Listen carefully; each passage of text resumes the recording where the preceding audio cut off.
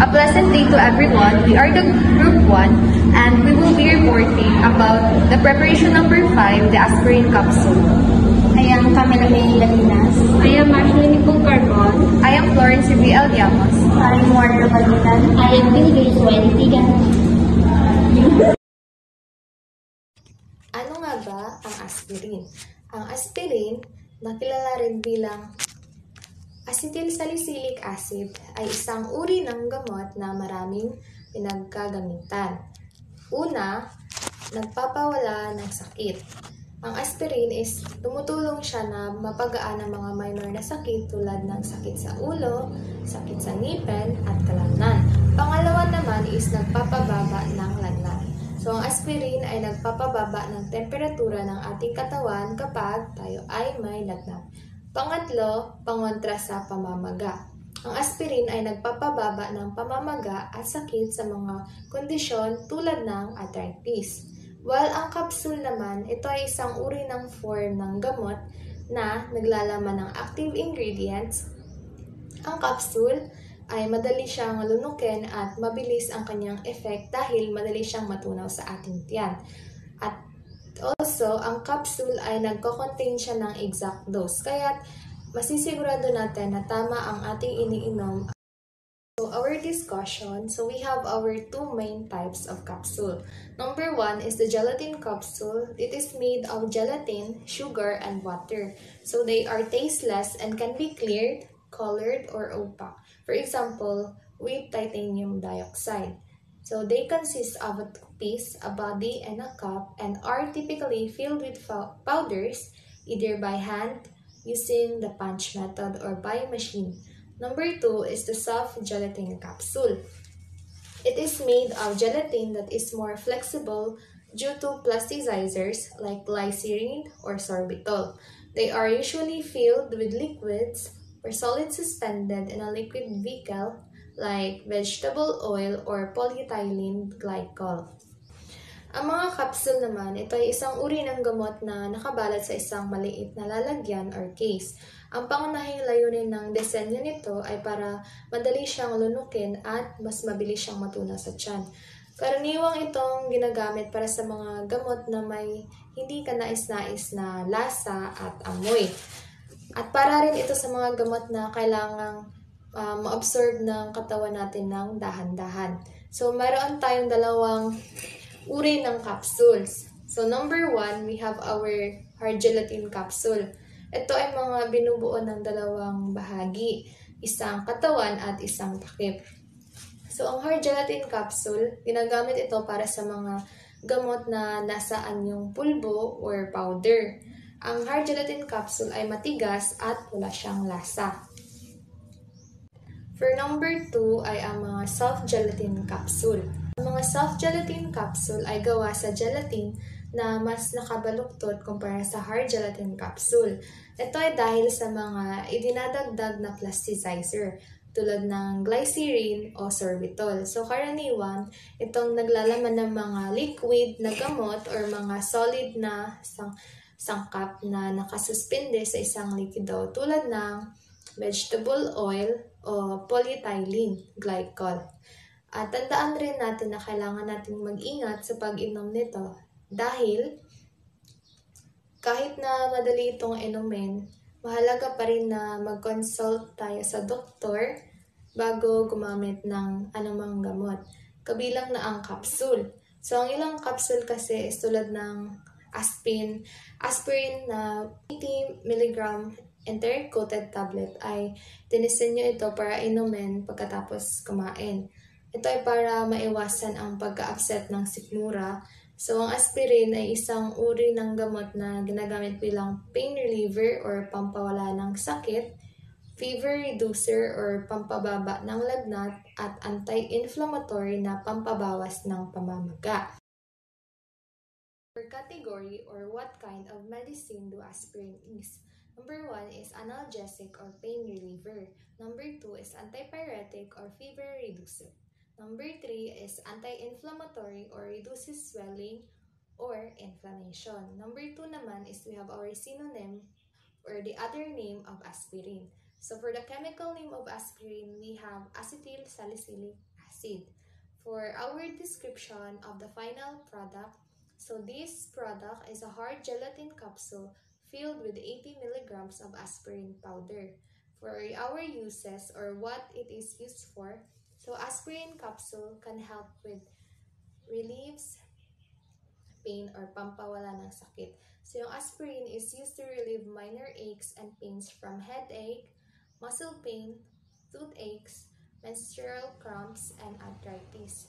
For example, taking a 325 milligram aspirin is tumutulong siya para ma-alleviate yung headache and symptoms. Also, lowers fever. So, nagpapababa ng lagnat. Aspirin can temporarily reduce fever.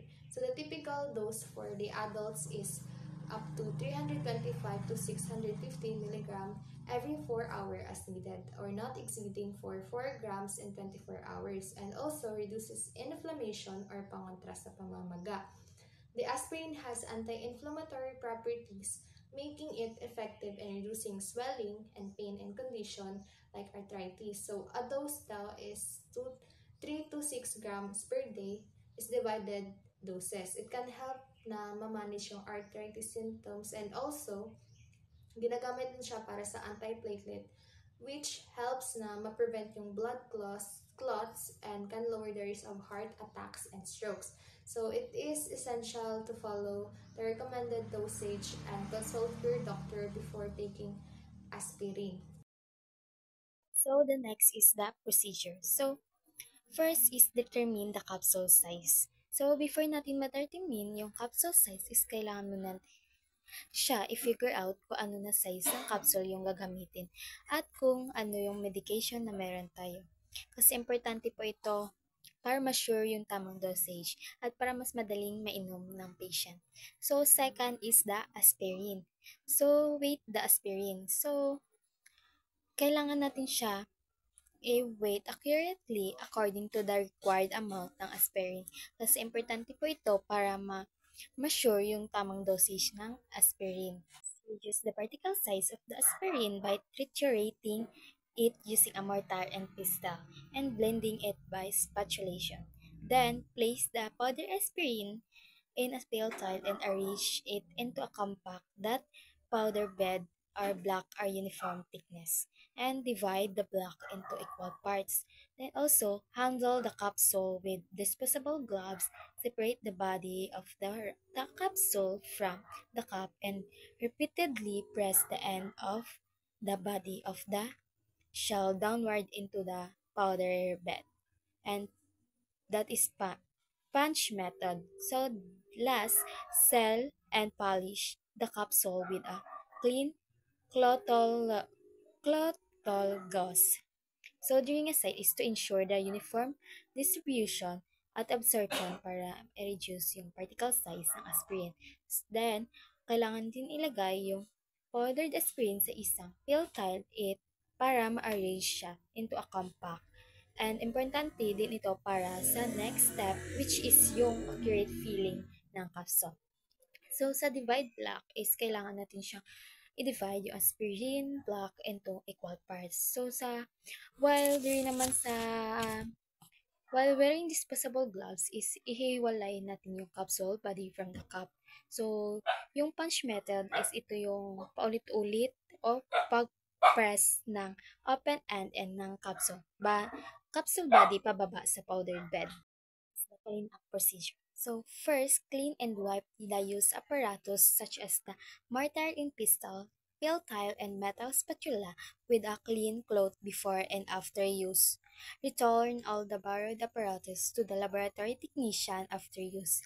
So kailangan natin punasan, linisan lahat ng gamit na ginamit natin, like yung mga mortar, pistols, and others, before natin siyang gamitin at after natin gamitin. At ibalik yung mga hiniram na mga equipment. So, second is clean the waiting pan and the surrounding area to get rid of spilled materials such as powders before and after use. So, kailangan natin tanggalin yung mga spills sa waiting pan before gamitin and after natin gamitin. So, third is clean the assigned working area before and after the laboratory preparation. So, kailangan natin linisin yung assigned area natin before and after natin siyang gamitin.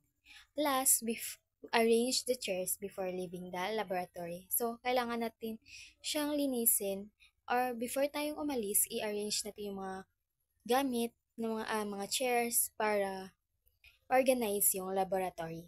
So today I'm gonna discuss role of each ingredient.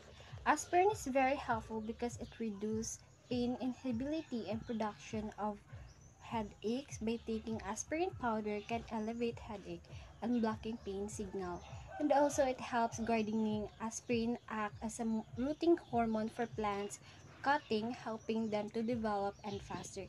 Post-lab exercise. Describe the punch method. Punch method is a technique for filling hard gelatin capsule with powdered ingredient.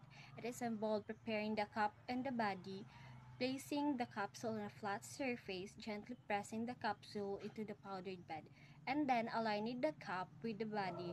This method is effective for monthly dosage and compounding, ensuring consistent tablets with specific active ingredient and dosage, and uniformity in weight, hardness, and sizes.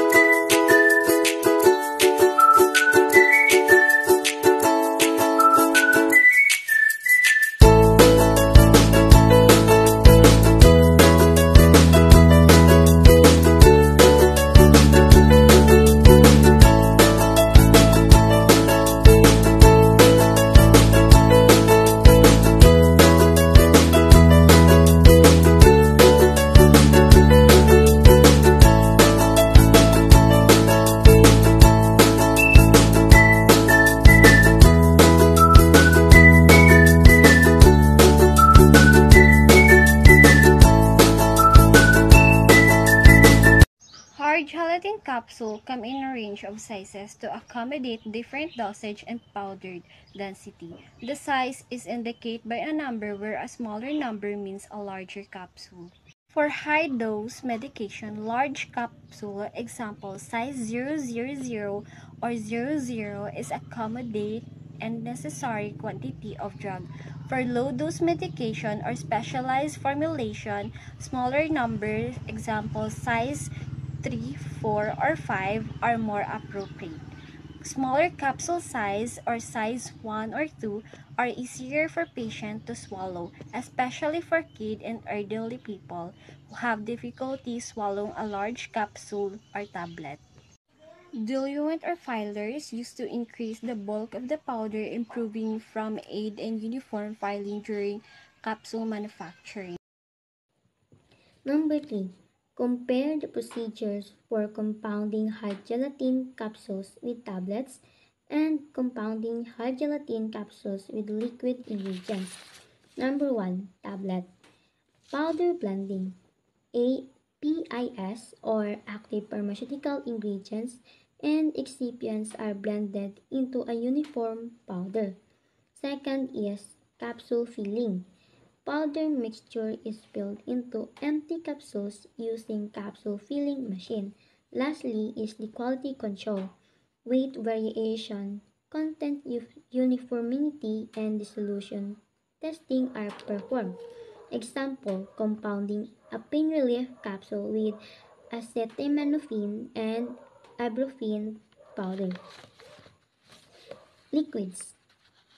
First, liquid preparation. APIs or active pharmaceutical ingredients and excipients are mixed to form a liquid solution or suspension. Second, capsule filling. Liquid is filled into empty capsules using a specialized liquid filling machine. Sealing. Capsules may be sealed to prevent leakage. And lastly, the quality control, weight variation, content uniformity, and leakage testing are performed. Example, compounding a vitamin D supplement capsule with a liquid formulation. Preventing a leak in liquid-filled hard gelatin capsule is crucial because liquid can escape, compromising the dose and efficacy. Sealing or bonding the capsules with a gelatin solution helps prevent leakage. This ensures the integrity of the capsules and maintains the desired therapeutic effect. Hello everyone. So today I'm gonna discuss the continuation of our report. So we have the formula, computation, label, and container. So the first one is formula. So ingredients. So meron tayong aspirin capsule and the original amount is 300 mg per capsule. And to compute the total amount of aspirin powder is we need to multiply the number of capsules by the number of or the amount of aspirin in each. So, meron tayong example.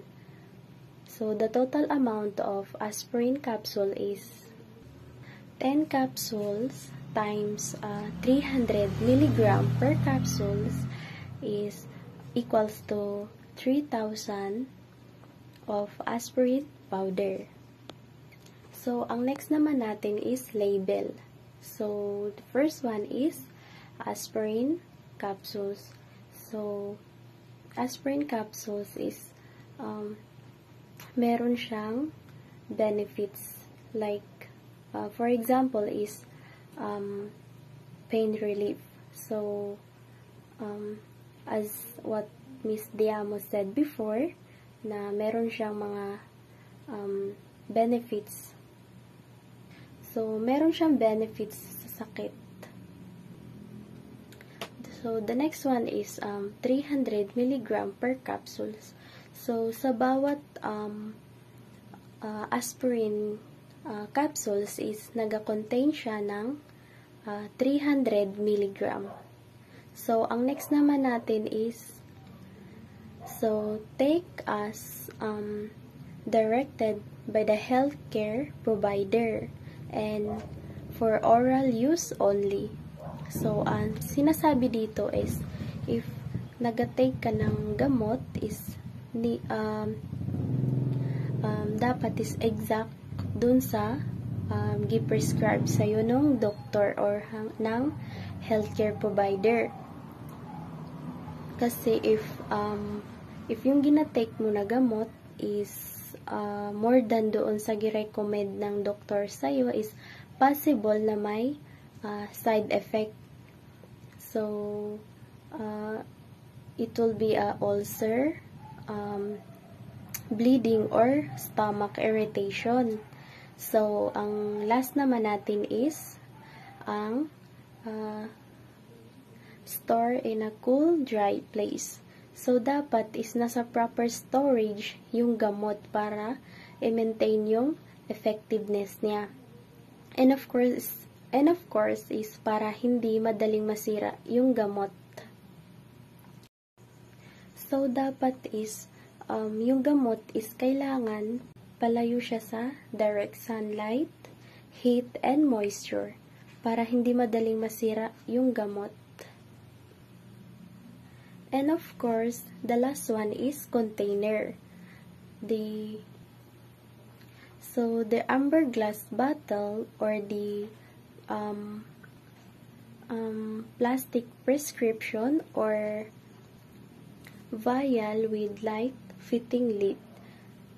So, ang amber glass bottle is ito yung pinaglalagyan ng mga gamot para hindi madaling masira. And of course is to protect against sa liwanag and sa alikabok. So, the amber color naman is to protect against the UV light para hindi madaling ma-expired yung gamot. And yung sa takip naman ng amber glass is to secure and para hindi madaling matapon yung gamot.